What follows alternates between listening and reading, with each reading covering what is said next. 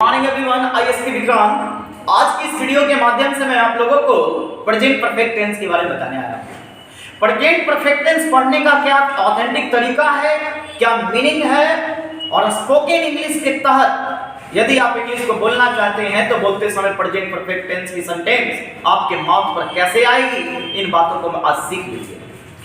Present perfect tense की प्रयोग जब भी हम करेंगे तो रिसेंट पास्ट एक्शन के लिए करेंगे। रिसेंट पास्ट का मतलब क्या हुआ?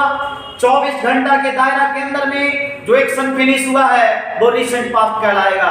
अगर आप 24 घंटा पार कर दिए हैं, 24 घंटा का एक्शन कंप्लीट कर लिया है, 24 घंटा का ड्यूरेशन वो चल गया सिंपल पास्ट टेंस में, उस कंडीशन में हम सिंपल पास्ट टेंस बोलेंगे। जैसे he has come yesterday, ये सेंटेंस गलत हो जाएगा क्योंकि he has come yesterday जब बोलती है तो yesterday ये 24 घंटा के अंदर में नहीं आती है, ये पिछले दिन में चला गया, तो he came yesterday बोलेंगे, ये सेंटेंस सही हुआ।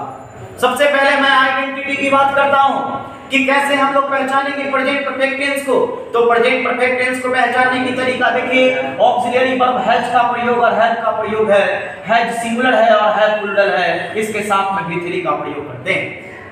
कभी कभी आपको हैज और हैव मेन वर्ब के रूप में भी यूज होते दिखाई दे सकता है। जब आप हैज और हैव का प्रयोग अधिकार को दर्शाने के लिए करेंगे उस समय हैज और हैव मेन वर्ब माना जाता है। जब हैज और हैव का प्रयोग कंपल्सन को बताने के लिए किया जाता है उस कंडीशन में ये मेन वर्ब माना जाता है। लेकिन अगर कोई मेन वर्ब के पीछे हैज और हैव का प्रयोग किया गया हो उस कंडीशन में वो ऑक्सिलरी वर्ब माना जाता है। मैं अगली बात आपको बताना चाहता हूं कि प्रेजेंट परफेक्ट टेंस में कीवर्ड क्या आ सकता है। वैसा कीवर्ड नहीं आएगा जो रिसेंट एक्शन को शो करेगा। रिसेंट एक्शन का मतलब हाल में एक्शन जो खत्म हुआ है उसको शो करने वाले जो जो शब्द हैं वो सभी शब्दों का प्रयोग प्रेजेंट परफेक्ट टेंस में होगी। जैसे मैं आपको बताना चाहूं, देखिए recently, lately, yet, as yet, ये सारे कीवर्ड का प्रयोग सेंटेंस में जब भी होगा तो ये रिसेंट पास्ट को शो करेगा, प्रेजेंट परफेक्ट टेंस को शो करेगा।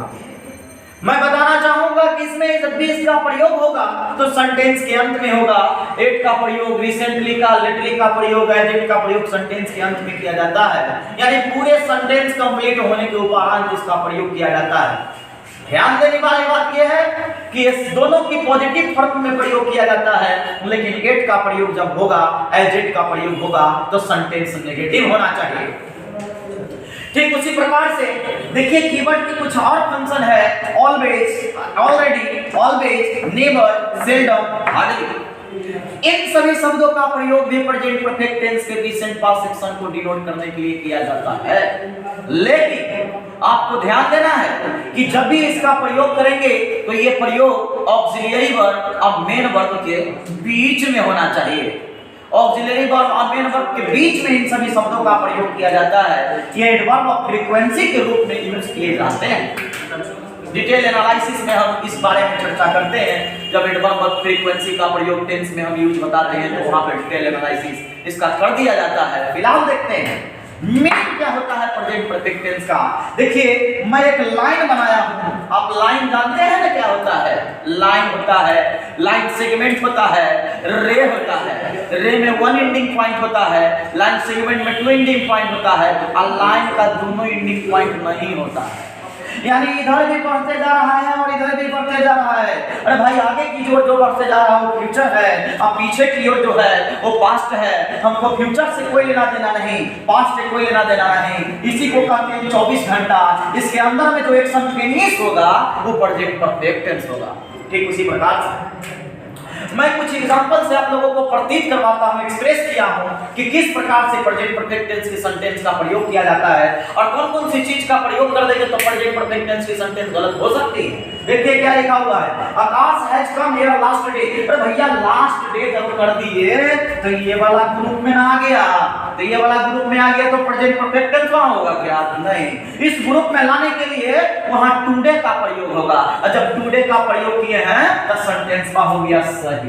ठीक उसी प्रकार से Ankita already has done this work, इसमें कोई टाइम नहीं दिया हुआ है। यानी टाइमलेस स्टेटमेंट है। तो हम समझ गए कि ये प्रेजेंट परफेक्ट टेंस में यूज किया हुआ ठीक है। लेकिन देखिए एडवर्ब ऑफ फ्रीक्वेंसी का अरेंजमेंट ये जब भी होता है तो ऑक्सिलियरी वर्ब और मेन वर्ब के बीच में होता है।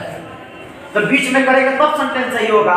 यानी लिखना पड़ेगा Ankita has already done this work. ठीक उसी प्रकार से his friends has helped me yet. अब देखिए भाई इस सेंटेंस में एट लगा हुआ है और एट का प्रयोग सेंटेंस के अंत में होता है। यहां तक तो ठीक है, लेकिन एट का प्रयोग जब हो जाता है तो सेंटेंस का फॉर्मेशन नेगेटिव हो जाता है और नेगेटिव को शो करने के लिए आपको हैज और हेल्प के बीच में नॉट लगाना पड़ेगा, तब जाकर सेंटेंस सही होगा। His friends has not helped me at, अब जाकर सेंटेंस सही हुआ। ठीक उसी प्रकार से अगला sentence Karan has recently given me a pen. ये सेंटेंस को जब हम देखें तो हमें पता चला कि सब चीज ठीक है, लेकिन रिसेंटली का प्रयोग सेंटेंस के अंत में होगा। तो आप समझ गए कि प्रेजेंट परफेक्ट टेंस में कैसे कैसे क्वेश्चन पूछ सकता है। प्रेजेंट परफेक्ट टेंस में कीवर्ड लगा के क्वेश्चन पूछ सकता है, कीवर्ड के ऑर्डर से क्वेश्चन पूछ सकता है। इन्हीं सब बातों को ध्यान में रखने वाला का कंपटीशन करेक्ट होता है। जरा ध्यान दीजिएगा, अगला पॉइंट में लिखा हुआ है he gave me a pen today. Today से तो समझ में आ गया कि 24 घंटा के अंदर की बात है भाई। तो 24 घंटा के अंदर की बात जब आ गया तो टुडे थोड़े लगेगा कि सिंपल पास्ट टेंस बता रहा है, तो हम इसे प्रेजेंट परफेक्ट टेंस बना दिए। अब जाकर सेंटेंस सही हुआ। मैं कहना चाहता हूं आप लोगों को कि मेरा हर वीडियो को आप देखिए, एक एक टेंस का हम मीनिंग बताने का कोशिश कर रहे हैं। सभी टेंस में क्या मीनिंग होता है। तथा, तिथि, रहा, रही, चुका, चुकी, ये दादा के जमाना में चलता था, अब ना चलता है। अब जो कोचिंग में जो इंस्टीट्यूट में जो टीचर पढ़ा रहे हैं उनसे भी हम निवेदन करते हैं, भैया आप छोड़ दीजिए सब बात को बताना, ये सबसे करियर बर्बाद होगा। अब तथा, तिथि, रहा, रही मत बताइए, काम की बात बताइए। तो धन्यवाद।